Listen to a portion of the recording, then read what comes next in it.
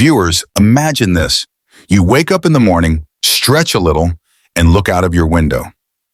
But the world outside has completely changed. Yesterday, there was an ocean. Today, there's a desert.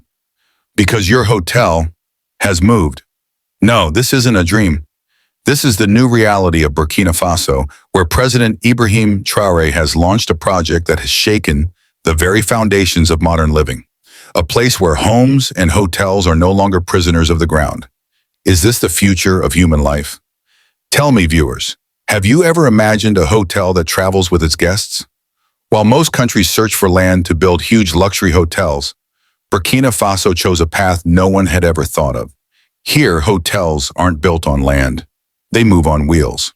It all began when President Traoré noticed the growing crisis of homelessness and unemployment in his nation.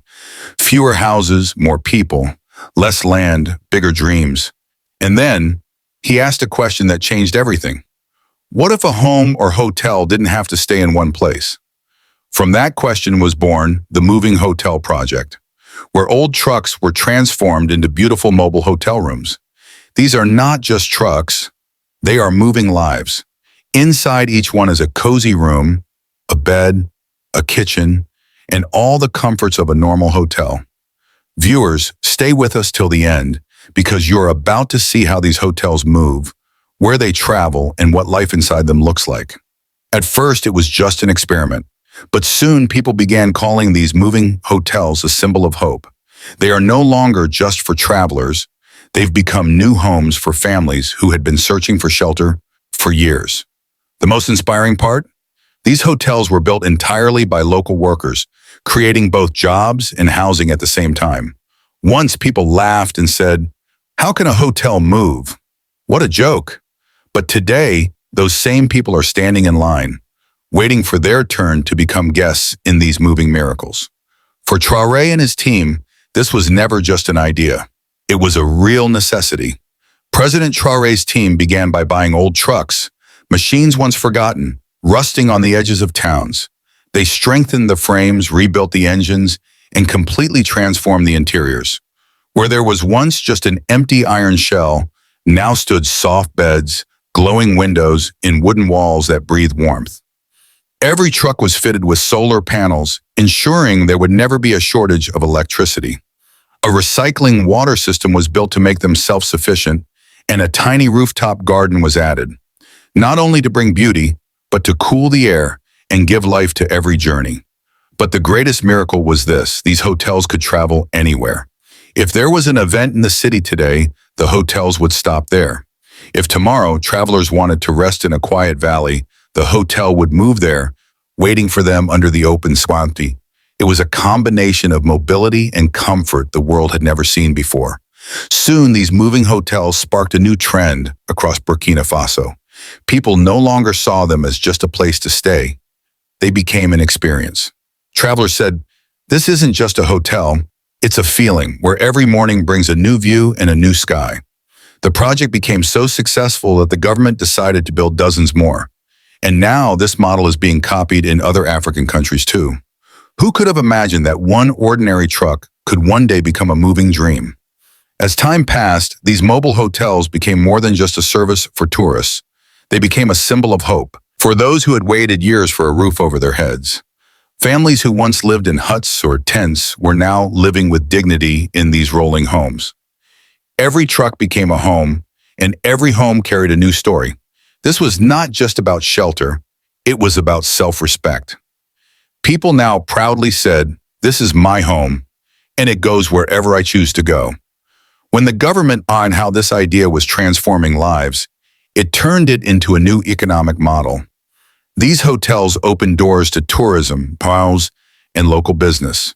In remote villages where the idea of a hotel once seemed impossible, these moving hotels now stop, bringing food stalls, small shops, and cultural exchange. Local youth work inside them, some as drivers, some as chefs, some as repairmen, and in this way, a single, simple idea created thousands of jobs and restored thousands of dreams. Across the world, the media began calling it the moving miracle of Burkina Faso. Because this was not just a hotel project. It was proof that progress is not made of concrete, It is born from freedom of thought. And yet, the story was not over. What was about to happen next would surprise everyone. When a nation only dreams, time eventually erases it. But when a nation acts, it rewrites history. And Burkina Faso did exactly that.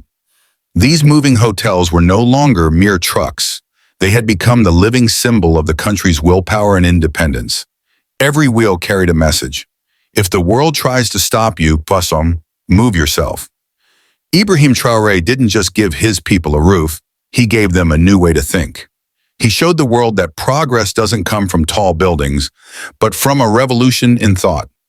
Today, many nations are learning from Burkina Faso, because this was not just a solution for housing, it was a new direction for humanity.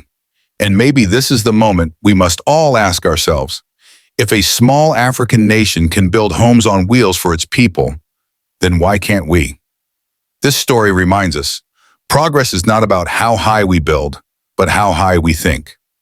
Burkina Faso proved that when dreams are joined with purpose, they learn to move. In this world, anyone can build walls, but only a few can build foundations of thought.